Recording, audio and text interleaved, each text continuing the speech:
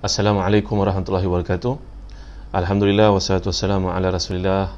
Amma ba'd. Innal hamdalillah nahmaduhu wa nasta'inuhu wa nastahdihi wa nastaghfiruh wa natubu ilayhi wa natawakkalu alayhi wa na'udzu billahi min shururi anfusina wa sayyiati a'malina. May yahdihillahu fala mudilla lahu wa may yudlil fala hadiya lahu. Allahumma salli wa sallim wa barik ala Muhammad wa ala ali Muhammad kama sallaita wa sallamta wa barakta ala Ibrahim wa ala ali Ibrahim fil alamin innaka Hamidum Majid. Amma ba'd. Tuan-tuan dan puan yang dirahmati dan dikasihi sekalian, alhamdulillah syukur pada Allah kerana pada pagi ini kita dapat bersua lagi dalam kuliah duha kita yang dibawakan khas oleh Yayasan Budi Ihsan. Untuk pengetahuan tuan-tuan, Yayasan Budi Ihsan ini adalah satu yayasan awam yang bertanggungjawab menyempurnakan kerja-kerja amal di samping yayasan-yayasan lain dan juga persatuan-persatuan yang berasaskan kepada kerja-kerja amal untuk membantu khususnya umat Islam.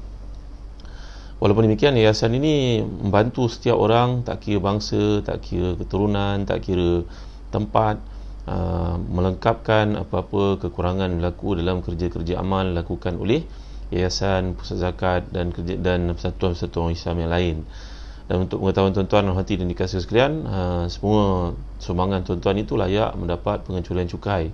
Kerana perbezaan antara yayasan ialah mereka dapat membantu tuan-tuan untuk menguruskan derma dan dapat membantu untuk pengecualian cukai. Jadi tuan-tuan bolehlah explore kepada Facebook Yayasan Budi Ihsan dan tuan-tuan boleh ikut perkembangan, boleh melihat bagaimana cara nak membantu, nak terlibat dalam kerjasama melibatkan membantu umat Islam yang di luar sana. Jadi mengharapkan mudah-mudahan dengan sokongan tuan-tuan apa jua bentuk sekalipun, dengan share video yang kita sampaikan pada pagi ini dan dengan berderma walaupun dengan kadar yang ikut kemampuan tuan-tuan, mudah-mudahan ia membantu untuk menggerakkan, meringankan apa yang menimpa umat Islam di luar sana. Baik, pagi ini kuliah kita adalah berkaitan dengan surat Tur, iaitulah firman Allah Subhanahu wa taala. Kita lihat ayat yang awal, a'udzubillahi minasyaitonirrajim, bismillahirrahmanirrahim, wat-tur wa kitabim mastur fi raqqim manshur wal baitil ma'mur was saqfil marfu' wal bahril masjur inna 'adzaba rabbika lawaqi' ma lahu min dafi' يوم تمور السماء مورا وتسير الجبال سيرا فويل يومئذ للمكذبين الذين هم في خوض يلعبون يوم يدعون إلى نار جهنم دعا هذه النار التي كنتم بها تكذبون أفسحر هذا أم أنتم لا تبصرون اصلوها فاصبروا أو لا تصبروا سواء عليكم إنما تجزون ما كنتم تعملون. Sadaqallahul Azim.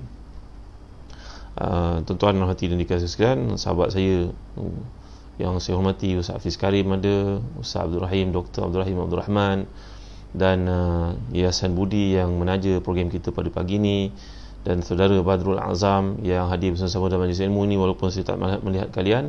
Mudah-mudahan kedatangan tuan-tuan ni terlibat dalam majlis ilmu yang disebut dalam hadis yang sahih, majtama'a qawmun fi baitin min buyutillah yatluna kitaballah wa yatadarasuna bainahum ila nazalat alaihim rahmah wa ghasyiyatuhum sakinah wa hafathumul malaika wa zakarahumullahu fi man indah. Tidaklah berhimpun satu golongan di rumah Allah untuk membaca ayat-ayatnya. Kita pada hari ini tak dapat bertemu lagi di masjid, tuan-tuan. Mudah-mudahan Allah mengangkat ujian ini dengan segera daripada umat Islam. Allahumma arfa'na al-bala waqshif anna al-musibah. Mudah-mudahan Allah SWT mengangkat daripada kita musibah, walaupun kita tak dapat berjumpa di satu tempat, tapi mudah-mudahan majlis ilmu seperti ini yang ditaja oleh Yayasan Budi Ihsan berterusan, tuan-tuan dapat berikan sokongan kepada saya dan sahabat-sahabat saya yang terlibat dalam program dakwah di sini. Jadi kalau kita perhatikan dalam tafsir Munir yang di tangan saya pada waktu ini, yang saya amat galakkan tuan-tuan untuk miliki, surah ini dinamakan dengan surah Tur kerana permulaannya Allah SWT bersumpah dengan bukit Tur yang memiliki banyak pokok-pokok. Bukit At-Tur adalah bukit yang menjadi tempat Allah SWT berkomunikasi langsung dengan Nabi Musa dan mengutus Nabi Isa alaihi salam. Kerana itu bukit ini mendapat satu kemuliaan yang agung di antara bukit-bukit yang lain. Ini adalah pilihan Allah SWT. Ikhtasu bi rahmati man yasha. Allah memilih satu itu dengan pengetahuannya yang meliputi segala sesuatu dengan kebijaksanaannya, dan kita tidak boleh mempersoalkan apa saja ketetapan Allah. La yus'alu amma yaf'alu wa hum yus'alun. Allah tidak boleh ditanya apa saja keputusan yang dibuat olehnya. Kita lah yang akan ditanya oleh Allah SWT di atas segala kekurangan, penyimpangan yang kita lakukan ketika di dunia. Jadi dalam surah sebelumnya, itu surah Az-Zariyat, Allah mengutup dengan ayat menegaskan kedatangan hari yang dijanjikan. Dan dalam surah ini Allah mempertegas dan memperkuatkan hal itu dengan ayat yang merupakan sumpah terhadap perkara. Pertama, sumpah dengan bukit Tur, iaitu bukit yang sering disebut berulang-ulang dalam kisah Nabi Musa. Iaitu Nabi Musa ni adalah seorang Nabi yang berpangkat Kalimullah, wa kallamallahu Musa taklima. Allah berkata-kata dengan Nabi Musa dengan perkataan. Kita tidak tahu bagaimana kaedahnya kerana laisa kamitslihi syai'. Allah tidak sama dengan makhluk. Baik, jadi perkara pertama yang Allah bersumpah dalam surah Tur ni adalah berkenaan dengan bukit itu sendiri. Yang kedua, kitab mastur, iaitu kitab yang ditulis. Sebahagian para ulama menjelaskannya, mengatakan itu adalah kitab Taurat yang diberikan kepada Nabi Musa. Yang lain dengan mengatakan bahawa maksud kitab mastur itu adalah Lauh Mahfuz, iaitu tempat catatan segala amalan yang kita lakukan dan ketetapan-ketetapan Allah. Yang ketiga, Al-Baitul Ma'mur. Baitul Ma'mur ni merupakan tempat menghadapnya para malaikat di langit dalam salat yang mereka lakukan. Ketika Nabi SAW melihat para malaikat, sebahagian mereka sedang rukuk, sebahagian mereka sedang sujud, sebahagian mereka sedang bertasbih, sebahagian mereka sedang berdiri. Lalu ditanya kepada Jibril AS, bagaimanakah keadaan malaikat itu? Jibril menjawab kepada Nabi kita SAW bahawasanya mereka berkeadaan begitu sejak diciptakan oleh Allah Subhanahu Wa Taala. Jadi para malaikat ini merupakan satu makhluk Allah Subhanahu Wa Taala yang taat. Jadi tempat ibadah mereka adalah di langit, dan inilah tempat yang dipanggil sebagai Baitul Ma'mur. Kemudian yang keempat, As-Saqfil Marfu', iaitu atap yang ditinggikan yang dimaksudkan langit.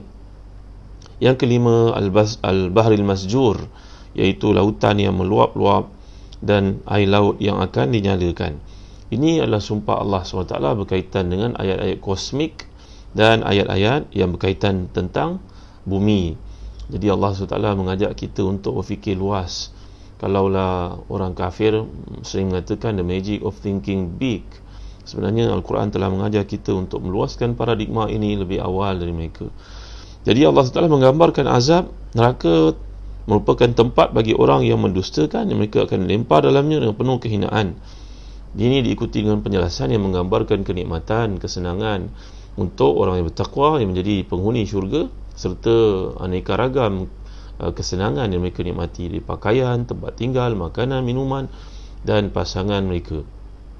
Jadi dalam psikologi Al-Quran kita akan lihat, bila Allah membawakan isu tentang azab, seksa, maka Allah menyertakan, memberi satu motivasi kepada orang beriman dengan menggambarkan segala bentuk nikmat yang diperolehi, yang akan diberikan muqabil al-azab.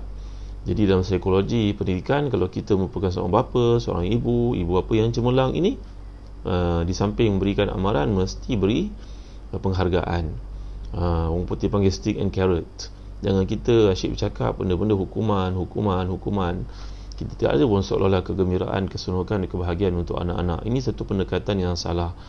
Berbeza daripada Al-Quran, kalau kita lihat, bila Allah membawakan satu perkara yang berat, menakutkan, maka kemudian Allah akan sertakan dengan satu yang meringankan, menggembirakan, supaya si mukmin tidak tertanya-tanya, itu hukuman untuk si kafir, aku bagaimana pula wahai Tuhan.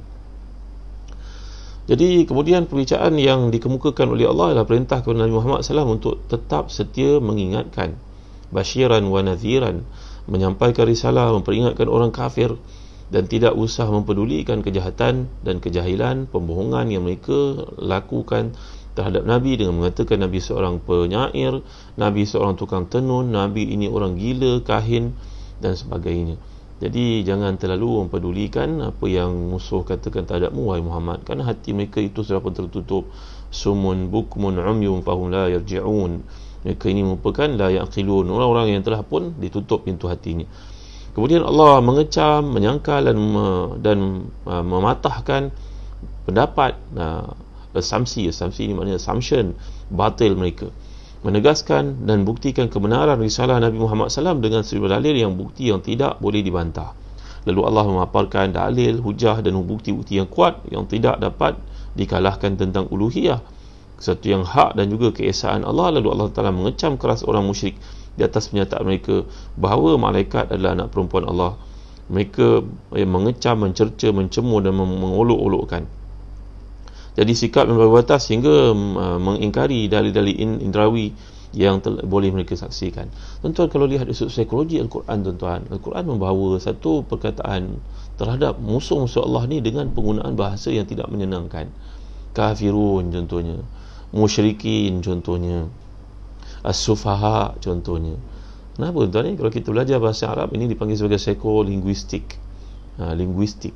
Macam dulu-dulu lah, kalau orang Melayu dulu-dulu mereka mengatakan, ni saya bagi contoh tuan-tuan ya, orang Melayu dahulu kalau mereka marah kepada seorang, mereka mungkin mengatakan muka macam muka, boleh tuan-tuan, tak seronok sangat nak sebut perkataan ni, muka JAMBAN, bagi menggambarkan tempat itu tempat yang buruk sangat. Dan orang Melayu dulu-dulu pun kalau buat rumah, bilik air, toilet itu tak letak dalam rumah, jauh di luar rumah. Mungkin mereka salah faham kepada hadis Nabi agaknya, yang mana bila menggambarkan azan, maka jin syaitan ni akan lari ke toilet, lari ke tempat-tempat seperti itu. Dan kita tak digalakkan untuk berada lama dalam itu. Kita baca doa, Allahumma inni a'udzubika minal khubuthi wal khaba'ith. Jadi datuk nenek moyang kita, samahahumullah, mungkin mereka merasakan begitu sekali gambaran toilet ni begitu buruk, maka mereka pun letakkannya di luar rumah, jauh. Kadang nak pergi ke sana pun mengambil tempat, mengambil masa, menakutkan pada waktu malam. Kanak-kanak pun jadi takut nak pergi ke toilet waktu malam, jauh sangat. Jadi tuan-tuan dimuliakan Allah sekalian, dahulu digunakan perkataan JAMBAN. Nampak kan? Kemudian bila manusia belajar jauh, pandai, bergaul, melihat bahasa-bahasa lain, maka diubah perkataan tu jadi apa dia? Bilik air, toilet, apa saja tadi pula perubahan-perubahan yang berlaku. Kemudian manusia merasakan mereka makin pandai, pergi pula pada perkataan yang berikutnya. Apa lagi? Bilik air, tandas, toilet. Kemudian jadi washroom, restroom. Sekarang yang terbaru kita lihat di mana-mana tempat, di airport dan sebagainya, restroom, bilik rehat. Tak sesuai dah perkataan JAMBAN kan? Bayangkan kalau kat KLIA kita tengok dekat signboard tulis perkataan JAMBAN, tak sesuai. Tetapi tuan-tuan, perkataan Quran yang digunakan oleh Allah 1400 tahun yang lalu masih lagi kekal boleh digunakan dan difahami sampai ke hari ini. Ada para ulama bahasa mengatakan, seandainya dulu guru saya almarhum Dr. Fauzi Hassan Shaib, seorang pakar linguistik di Jordan, lisaniat mengajar, kalaulah Nabi Muhammad SAW dibangkitkan pada hari ini, Nabi boleh communicate dengan kita kalau kita faham bahasa Arab, tak berubah sikit pun. Itu sebab dalam kajian yang dibuat oleh majalah Economist, untuk majalah antarabangsa, mengatakan bahawa Barat, terutamanya Amerika pada hari ini, mendapati laras bahasa yang sangat tidak berubah daripada dulu ribuan tahun, 1000 tahun lalu sampai ke hari ini. Kalau seseorang mati pada zaman itu dibangkitkan hari ini bercakap dengan bahasa yang sama, ibarat dikatakan tadi, bahasanya tak ada perubahan langsung, bahasa Arab.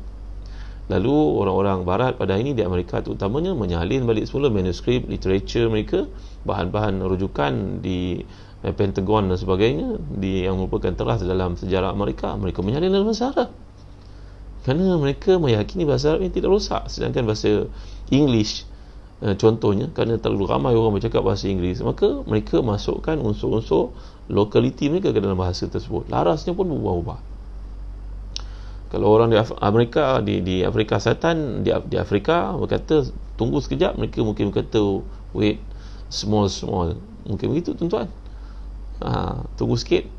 Tapi bahasa Al-Quran, bahasa Arab yang dijamin oleh Allah, inna nahnu nazzalna zikra wa inna lahu lahafizun, kami menurunkan Al-Quran, kami menjamin penjagaannya sampai hari kiamat. Bahasa ini tak berubah. Nah, sebab itu kalau kita perhatikan penggunaan perkataan yang merujuk kepada orang-orang kafir ni, Allah sebut perkataan yang tak enak untuk didengar. Kafirun, musyrikun, sufaha. Kenapa tuan-tuan ya? Supaya orang yang mengkaji Al-Quran, mereka akan terfikir, kenapa buruk sangat nama ni dipanggil kepada aku? Kenapa aku dipanggil kafirun? Kafirun bahasa Arab, kalau Melayu panggil kafir, dah lain bunyinya tuan-tuan ya. Kafir, Kafir maknanya tertutup. Musyrik maknanya menduakan, mentigakan, tidak mengesakan Allah. Itu saja. Tapi dalam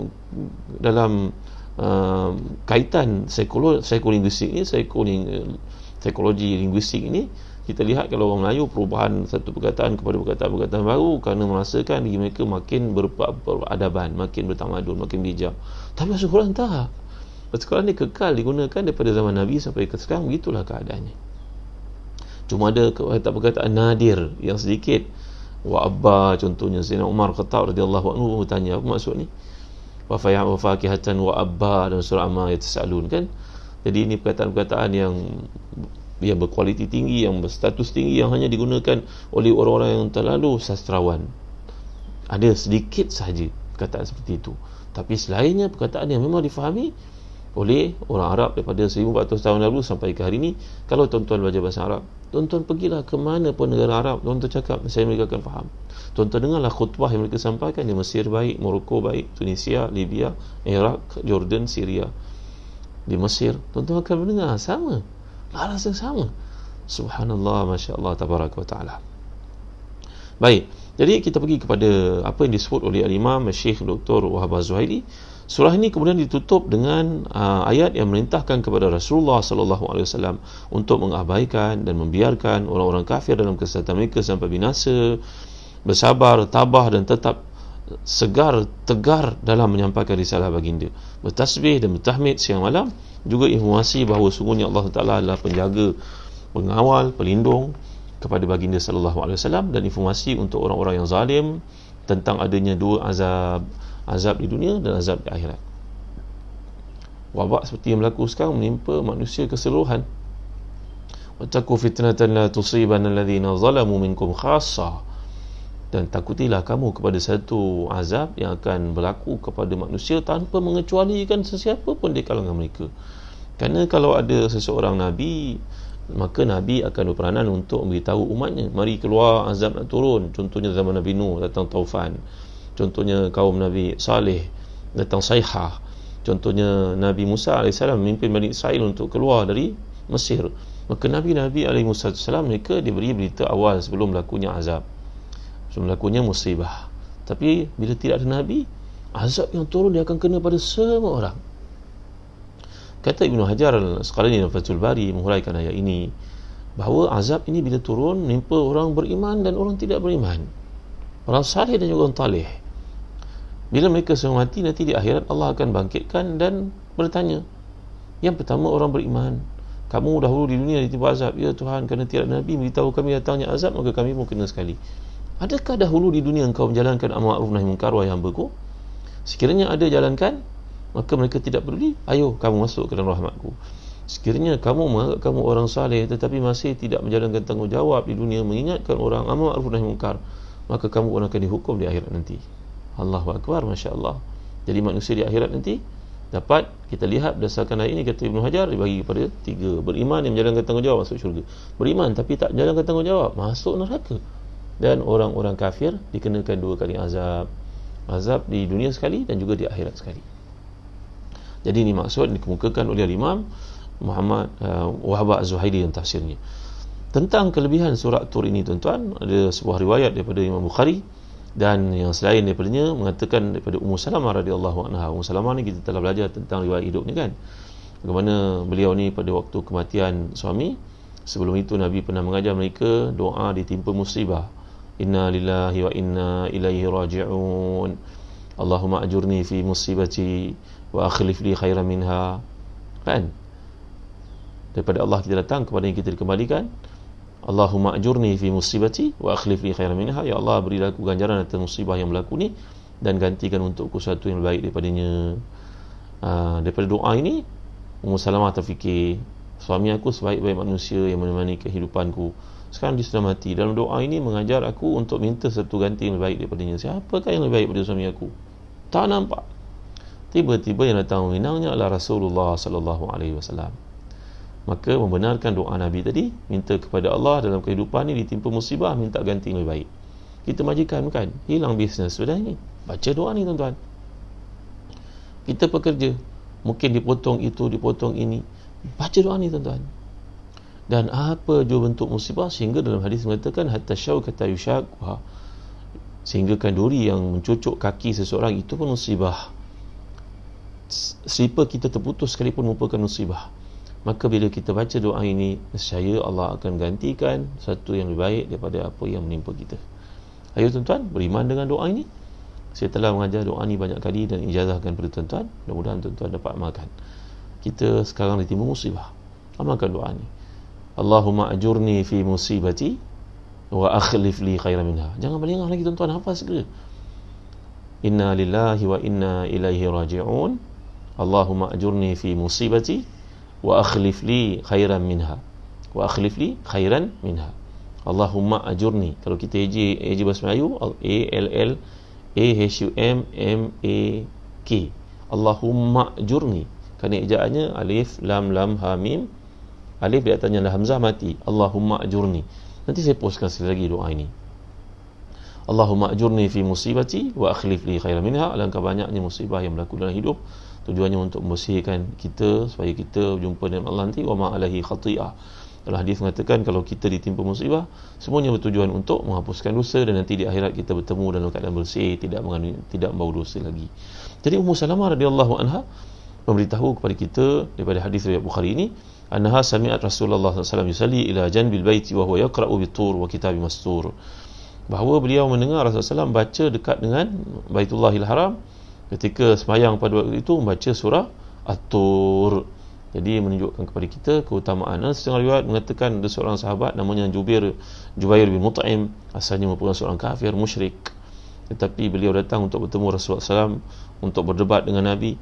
Tiba-tiba dia mendengar Nabi baca pada waktu salat subuh itu dengan surah At-Tur ini sampai kepada ayat-ayat yang merupakan ancaman, hukuman dan juga peringatan tegas Allah terhadap kaum musyrikin.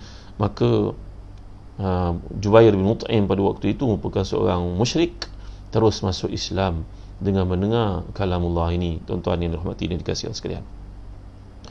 Jadi aku datang bertemu dengan Rasulullah untuk mengadakan perbincangan tentang tawanan perang, kata Jubair bin Mut'im.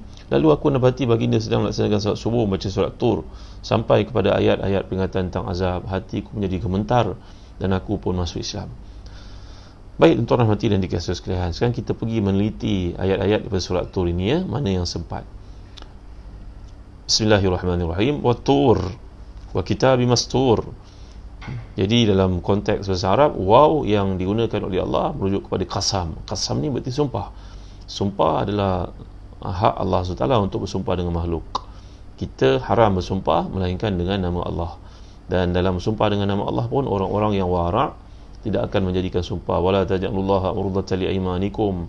Allah mengingatkan kita, jangan jadikan Allah itu bahan untuk kamu batu loncatan dalam kehidupan kamu bila mengalami sebarang kemusykilan. Orang-orang yang wara' dan saleh, para sahabat sebagai contohnya, Sayyidina Ali karramallahu wajhah, tidak akan bersumpah walaupun perkara itu melibatkan haknya, sehingga haknya diambil orang kerana dia diminta oleh hakim untuk bersumpah. Maka Sayyidina Ali, sahabat kebanyakan mereka tidak bersumpah dengan nama Allah SWT kerana bimbang dari sudut sumpah begitu mudah untuk diungkapkan, sedangkan haknya, tanggungjawab di sebaliknya adalah besar. Jadi Allah SWT punya hak untuk bersumpah dengan makhluk-makhluknya kerana dia lah yang menciptakan segala makhluk yang ada. Jadi Tur ini merujuk kepada Bukit Tur, tempat diwahyukan kepada Nabi Musa AS dan tempat permulaan wahyu kepada Nabi Isa AS. Jadi Bukit Tur ini terletak di Gunung Sinai di wilayah Madian, dan dipanggil juga dengan nama Tur Saina, Tur Sinin. InsyaAllah kalau cuaca baik nanti, iklim dunia berubah dan juga penyakit wabak yang berlaku ini segera diangkat oleh Allah SWT. Mudah-mudahan tuan-tuan ada peluang, tuan-tuan boleh pergi ziarah ke Mesir. InsyaAllah mudah-mudahan saya pun boleh pimpin rombongan pergi ke sana. Mudah-mudahan dalam perjalanan kita dapat lihat kesan-kesan bumi Ardu Kinana, tempat diutuskan Allah SWT Nabi-Nabinya ramai, antara Nabi Musa AS. Jadi Tur ini adalah Gunung Sinai yang terdapat di wilayah Madian, yang mana dalam bahasa Suryaniyah, bahasa Yahudi, ia merujuk kepada perkataan bererti jabal. Jabal ni bukit. Jadi wa kitabim mastur, demi kitab yang tulis dengan huruf-huruf ini diturutkan dalam bentuk yang sistematik, Jadi satrun, orang Arab kalau kata al-ilmu fi sudur walaysa fi sutur, ilmu berada dalam dada, bukannya di atas layan-layan tulisan. Jadi satrun ini dirujuk kepada maknanya kitab yang ditulis lengkap. Jadi dalam Islam mengajar kita satu nilai ilmu yang penting, bahawa ambil beratlah bab ilmu. Bacalah yang betul, bacalah benda yang mendekatkan diri kita kepada Allah. Dalam suasana seperti sekarang ni, kita terkurung di rumah, jangan abaikan peranan untuk mendidik anak-anak. Bacalah tuan-tuan, baca kisah ikut peringkat umur anak-anak kita. Kalau masih kecil, bacakan cerita Nabi yang ringan-ringan, ada kisah sikit-sikit. Makin besar, jangan abaikan mereka untuk baca sirah Nabawiyah. Bacakan hadis-hadis kat rumah, mesti ada kitab-kitab ni tuan-tuan. Kata Sa'id Hawa dalam buku beliau Kaila Namdi Ba'idan an Ihtiyajatil Asr, beliau ni merupakan seorang ulama hebat, merupakan naqib kepada Tuan Guru Datuk Seri Haji Abdul Adil Hawang, Syekh Sa'id Hawa. Banyak buku karangannya. Antara buku beliau Kaila Namdi Ba'idan an Ihtiyajatil Asr, buku-buku yang kena ada kat rumah orang Islam. Al-Quran memang kena ada, tafsir kena ada. Sekurang-kurangnya tafsir Ibn Katsir, ada tafsir Mu'min, alhamdulillah. Ada kitab sirah Nabawiyah, ada kitab hadis macam kitab Riyadhus Salihin.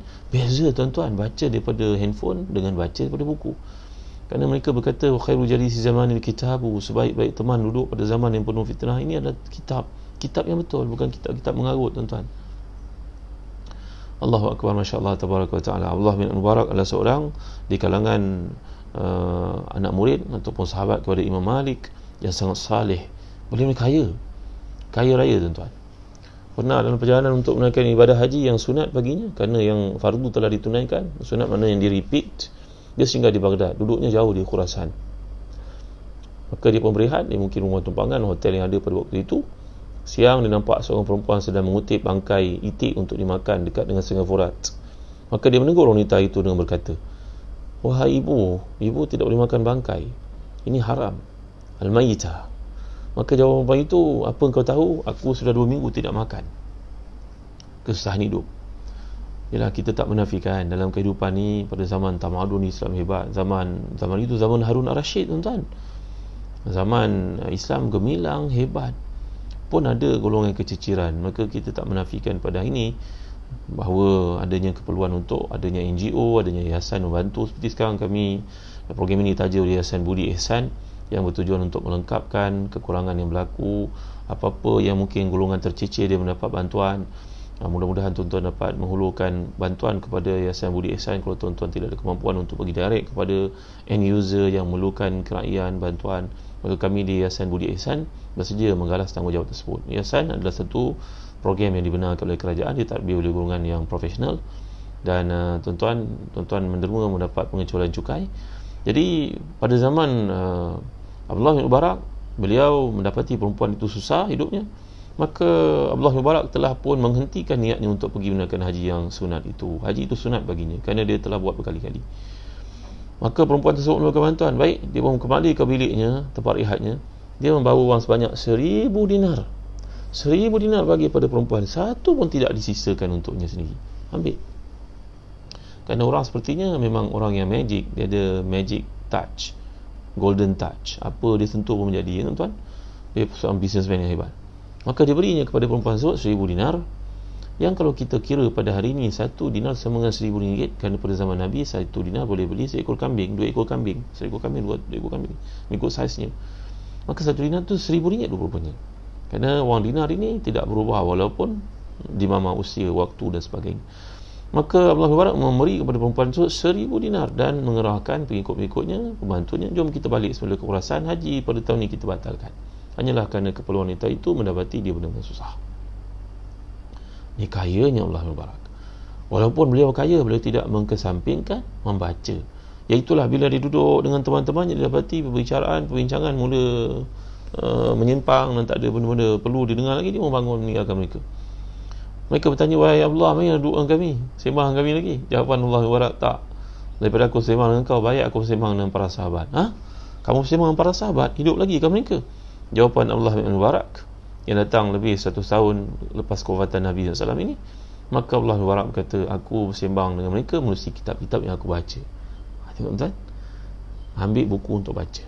Dalam satu kajian dia boleh Wesley and Hart, satu kajian di Amerika Syarikat, ibu bapa yang profesional yang rajin baca akan supply kepada anak-anaknya sekurang-kurangnya 3 juta perkataan-perkataan baru dalam kehidupan mereka. Sedangkan ibu bapa yang tidak membaca tidak akan memiliki apa-apa untuk disampaikan kepada anak-anak. Lebih malang lagi kalau diulang perkataan-perkataan yang sama setiap hari, perkataan-perkataan yang merendah-rendahkan anak-anak itu. Jauhkan diri kita tuan-tuan daripada berkata bukan-bukan, ya. Walaupun kita berada dalam lingkungan dekat-dekat, kat rumah anak-anak pun tak nak keluar sangat pada hari ni, yang duduk kat rumah flat, Allahu Akbar, mohonlah kepada Allah supaya rumah itu menjadi syurga untuk kita. Ada satu doa tuan-tuan yang dianjurkan Nabi SAW, doa Anas bin Malik. Doa ni sangat penting dan saya dah ajar banyak kali dalam kuliah-kuliah saya. Allahumma akthir mali wa waladi wa wassi' li fi dari wa barik li fima a'taitani. Allahumma akthir mali wa waladi wa wassi' li fi dari wa barik li fima a'taitani. Hadis ini sahih tuan. Cuba baca ikut saya. Allahumma akthir tha mali wa waladi wa wassi' li fi dari wa barik li fima a'taitani. Isali Allahumma akthir mali wa waladi wa wassi' li fi dari wa barik li fima a'taitani. Maksudnya, ya Allah, perbanyakkan untukku hartaku dan keturunanku. Luaskan aku pada rumahku. Rumah kecil tapi jadi luas dengan izin Allah. Allah ilham pada kita kebaikan-kebaikan untuk bercakap, untuk membimbing. Dan wabarik li fima a'taitani, yang keempat, berkatilah aku pada semua pemberianmu kepadaku. Anak-anak, harta, pasangan, rumah, kenderaan, semuanya keberkatan demi keberkatan. Jadi sahabat yang mulia ini, Anas bin Malik, diajar Nabi, didoakan Nabi dengan doa ini. Umur Anas bin Malik panjang, ada setengah yang mengatakan lebih 100 tahun. Keturunannya sekali berhimpun saja pada hari-hari kerayan di rumahnya lebih 100 orang turunannya. Dan Anas bin Malik ni menjadi sahabat yang paling sukses dalam perniagaan di kalangan penduduk Ansar. Bahkan beliau dinobatkan sahabat Ansar yang paling kaya. Allahu Akbar, Masya Allah. Dalam huraian para ulama mengatakan bahawa kurma Anas yang Nabi doakan seperti itu, kurmanya berkat, panjang, berbau harum pula. Sedangkan kurma orang lain tidak bau. Kurma mana ada bau tuan-tuan, tapi kurma Anas ini berbau harum, sehingga kalau dijual di pasar Madinah pada zaman itu, ianya yang pertama sekali habis. Nah tuan-tuan, kita berniaga online ke apa ke, sekejap berniaga laku. Kita berniaga kat pasar tani, nanti bila cuaca baik, suasana baik, wabak diangkat dulu, insya-Allah. Kita berniaga, orang berniaga pukul 8 pagi, berakhir pukul 12 hari, kita berniaga pukul 10 pagi dah habis. Dah boleh simpan barang untuk pack balik pulang. Allahu Akbar, Masya-Allah, Tabaraka Ta'ala. Jadi tuan-tuan, amalkan doa ini, ya. Jadi Abdullah bin Mubarak ini seorang yang kaya raya, dan beliau sering kali membaca dalam hidupnya untuk menghadirkan dalam dirinya figure-figure para sahabat, bertujuan untuk menjadi pembimbing, mengikut kehidupan mereka, mengikut lunas mereka, mengikut landasan mereka.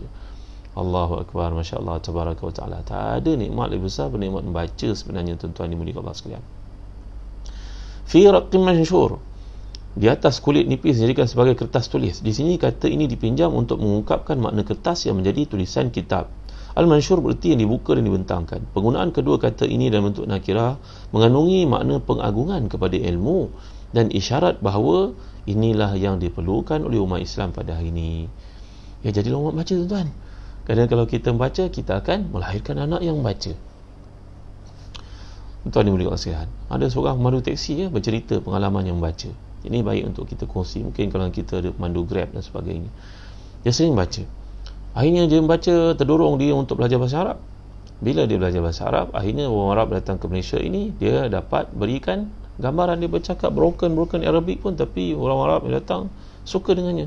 Maka orang Arab ini introduce dia dengan kawan-kawan yang ada di negara lain, di Bahrain, di Qatar, di Saudi. Mereka ni ibarat satu keluarga. Sekarang zaman social network pula, cerita tentang kebaikannya. Akhirnya sahabat saya ni memandu teksi untuk bawa orang Arab sahaja. Pendapatannya Masya Allah hebat tuan-tuan, 5 angka dia kata pada saya, kesan daripada dia belajar. Ada seorang lagi pemandu teksi juga bercerita, Dia bila tidak ada customer, dia duduk, dia baca buku, balik nanti dikongsi dengan anak-anaknya. Terfikir ayah ni bila saya membaca, lama anak-anak pun terdorong untuk membaca. Dia menggalakkan mereka baca. Anaknya dapat urusan cemerlang, belikan buku.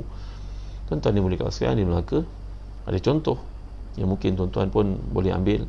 Memandu teksi, anaknya jadi profesor, orang terhormat dalam dunia sejarah sebagai contohnya. Jadi tuan-tuan pun kenal, tak perlu sebut nama. Jadi membaca membina tamadun. Quran menyebut membaca penting. Saya tengok satu kisah tuan-tuan, yang dikemukakan oleh Syekh Abdul Fattah Abu Ghudah dalam buku beliau bertajuk Safahat, bahawa kejayaan orang-orang yang berilmu sebelum kita. Ada seorang bernama Rashid bin Zubair.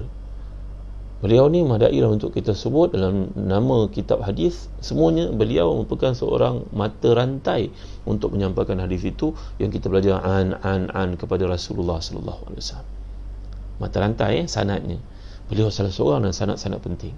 Zubair, Rashid bin Zubair. Rashid bin Zubair ni, kata Syekh Abdul Fattah Abu Ghudah, seorang ulama yang terkemuka dari Syam, Syria. Beliau berkata bahawa Rashid bin Zubair ni seorang ulama hadis, satu mata rantai hadis yang penting. Walaupun demikian, kehidupannya seringkali dinafikan orang akan haknya. Tapi itu semua tidak orang tahu. Yang orang tahu dia seorang ahli hadis. Dia seorang yang hodoh, tuan-tuan. Terhimpun segalanya sifat hodoh seorang lelaki. Pendek, hidungnya, lubang hidungnya besar, gemuk, hitam. Perkataan ini disebut oleh para ulama hadis. Nak ceritakan kehodohannya, beliau berkata satu hari beliau nak pergi berjumpa dengan kawan untuk muzakarah ilmu. Tiba-tiba dalam perjalanan terserempak dengan seorang perempuan yang cantik, memakai purdah. Walaupun zaman dahulu mereka memakai purdah, walaupun memakai purdah, tapi nampak daripada gelagatnya, pergerakannya, nampak dia seorang wanita yang cantik, jelita. Maka dia cuba untuk menggodaku. Aku menyangkakan pada hari ini hari beruntung bagiku dapat berkahwin dengan seorang wanita yang cantik, anak dara ini. Maka dia pun bawa aku berjalan-jalan. Aku mengikutnya. Dia mengisyarat kepada aku untuk ikutnya sampai kat rumah. Sampai di rumahnya. Aku sampai terlupa ada program muzakarah dengan para sahabatku.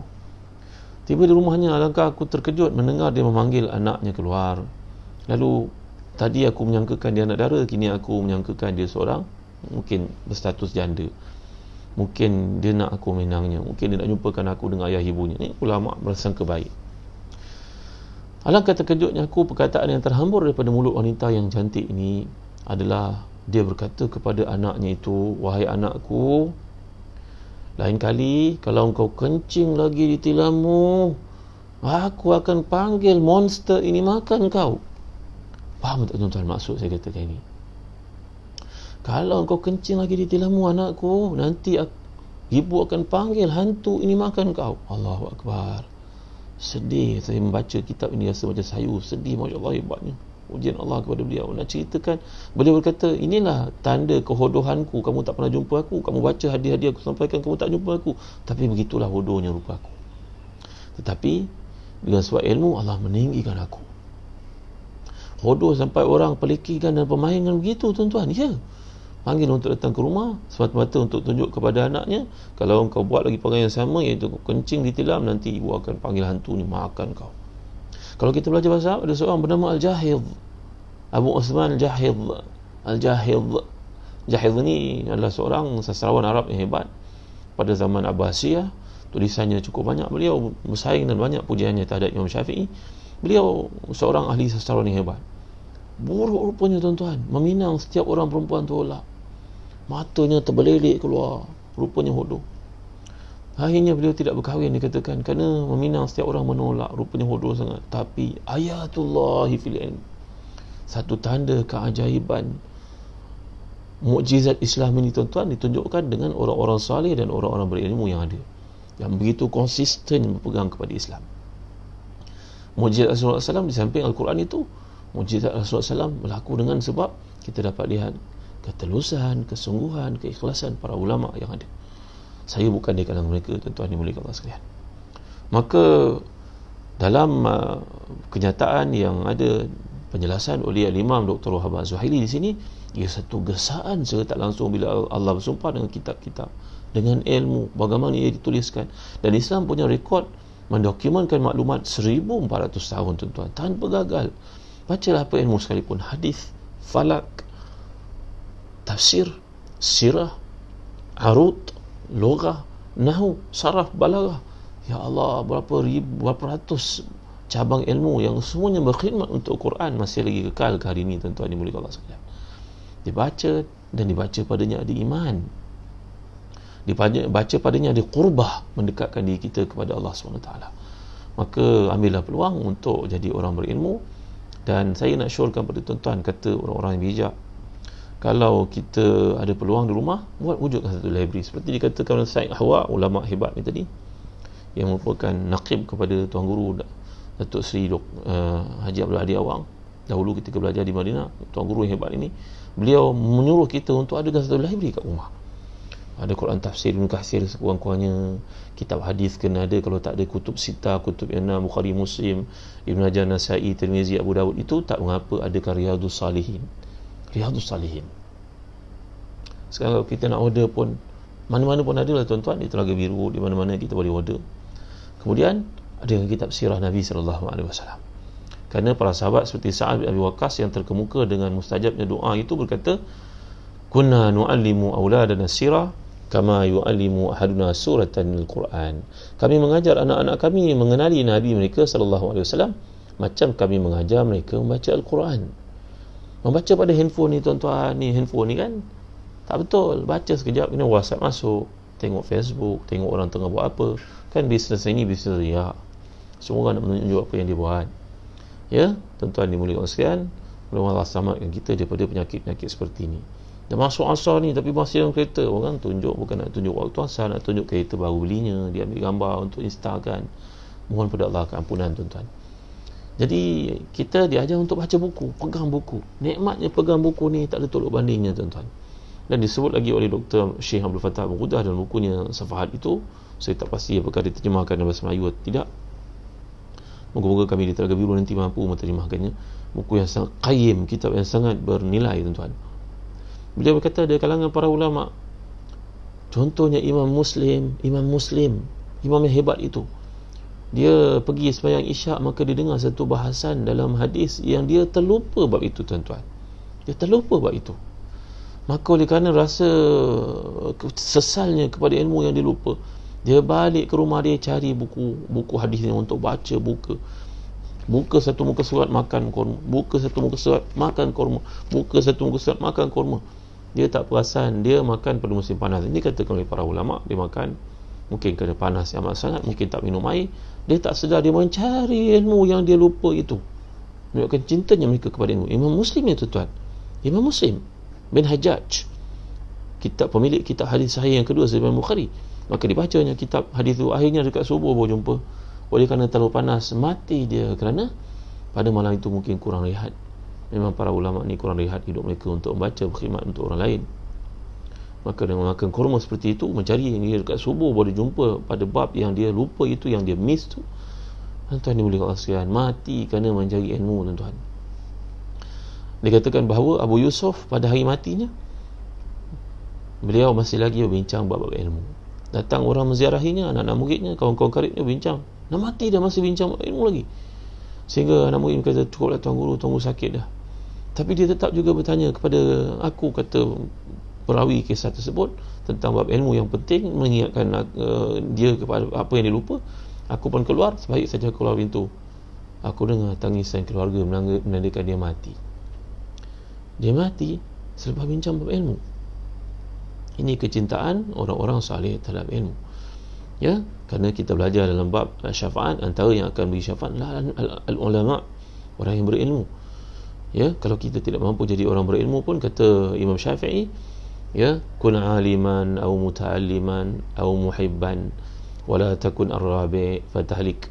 Jadilah kamu orang yang berilmu ataupun menuntut ilmu, ataupun orang cinta kepada kedua-dua orang ini. Jangan jadi yang keempat, rosaklah kamu.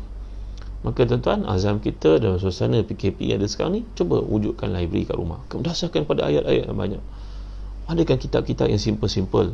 Dan kaum ibu, jadilah seperti mana ibu-ibu yang mulia zaman dahulu, nak tidurkan anak-anak mereka dengan bait-bait syair, puisi-puisi memuji Allah, mengingatkan anak-anak itu kepada perjuangan, kesungguhan, integriti dalam hidup, akhlak mulia dan sebagainya. Kita ini ada buku, baca untuk mereka kisah para anbiya contohnya.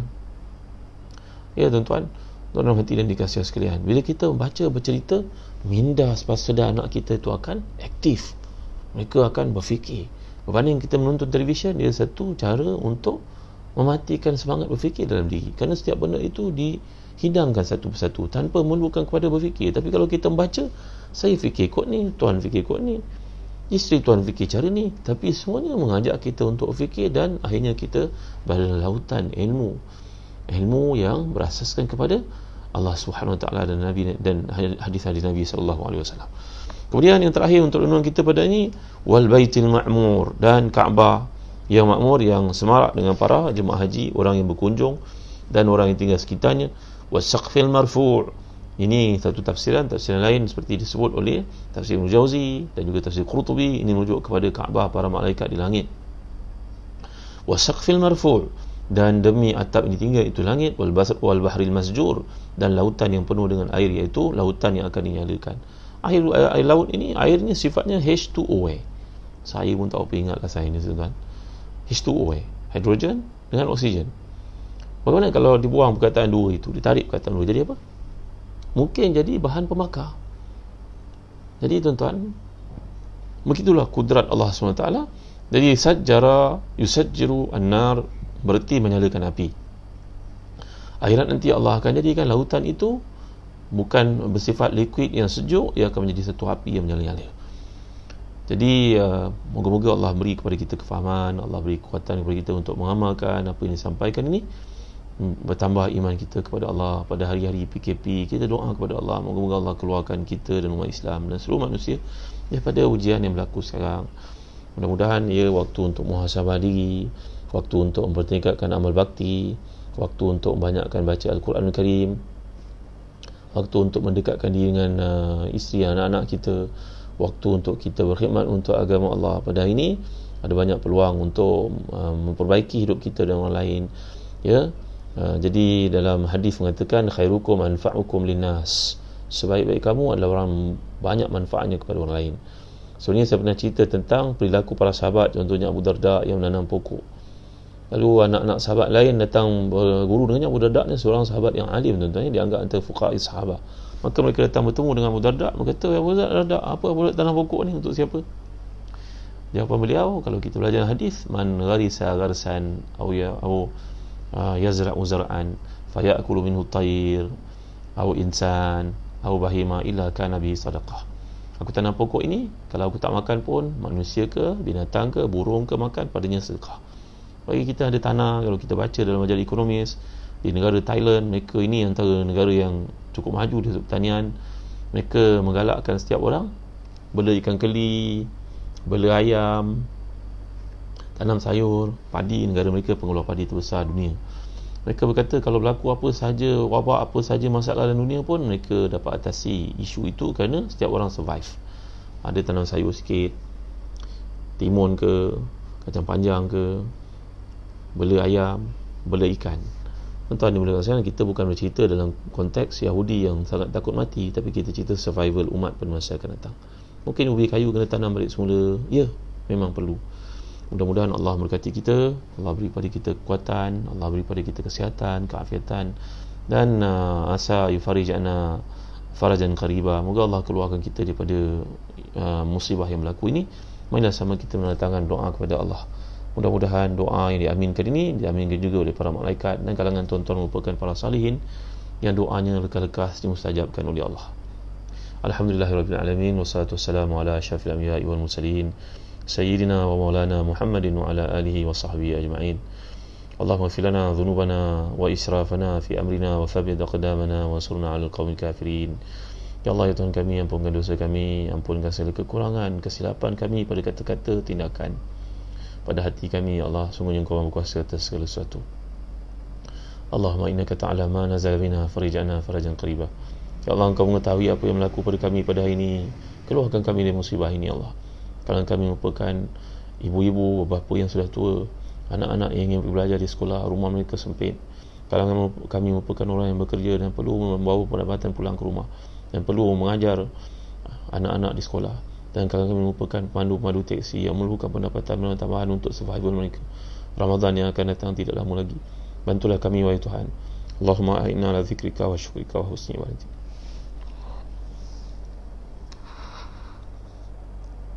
Ya Allah, bantulah kami untuk mengingatimu, bersyukur padamu.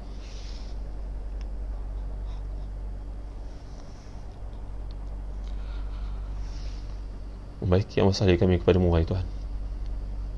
Ya Allah, ya Tuhan kami, terima tawat kami, ampunkan dosa-dosa kami. Wala tu'akhidna bima fa'ala sufaha'u minna. Janganlah engkau hukum kami pada kelakuan-kelakuan orang jahil yang tidak tahu tentang adab-adab denganmu dan melakukan maksiat padamu. Janganlah sebabkan mereka kami ditimpakan musibah, ya Allah. Allahumma akthir malana wa waladana wa si'lana fi darina wa barik lana fi ma'atayna.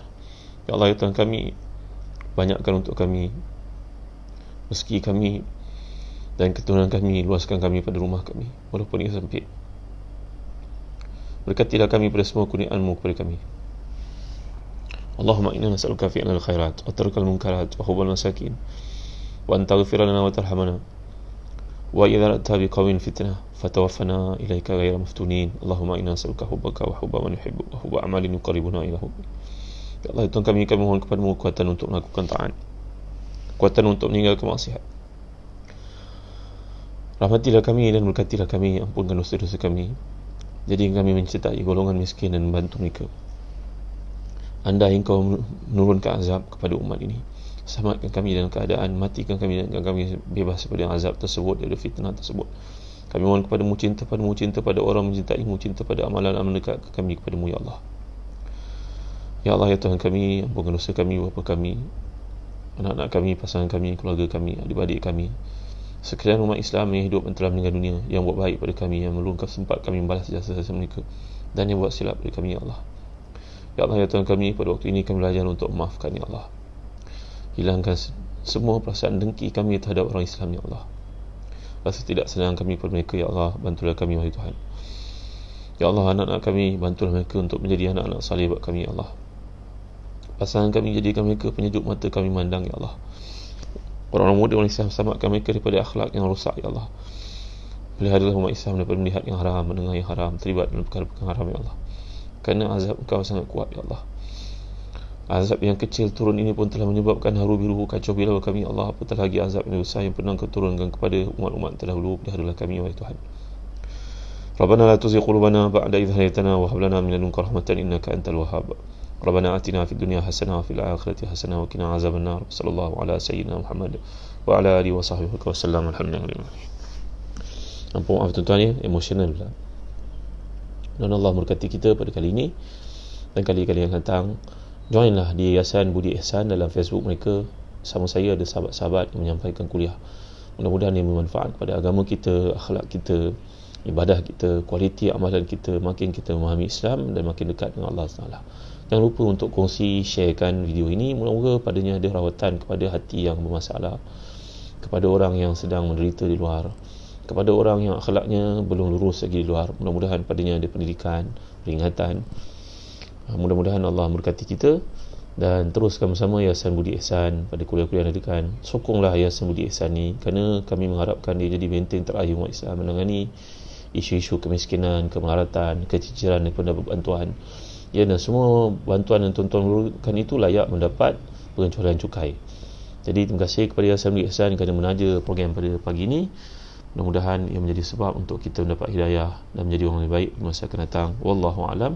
Wa sallallahu ala sayyidina Muhammad wa ala alihi wa sahbihi wa sallam. Alhamdulillahirabbil alamin. Wa barakallahu fikum. Kenang kami dalam doa tuan-tuan. Assalamualaikum warahmatullahi wabarakatuh.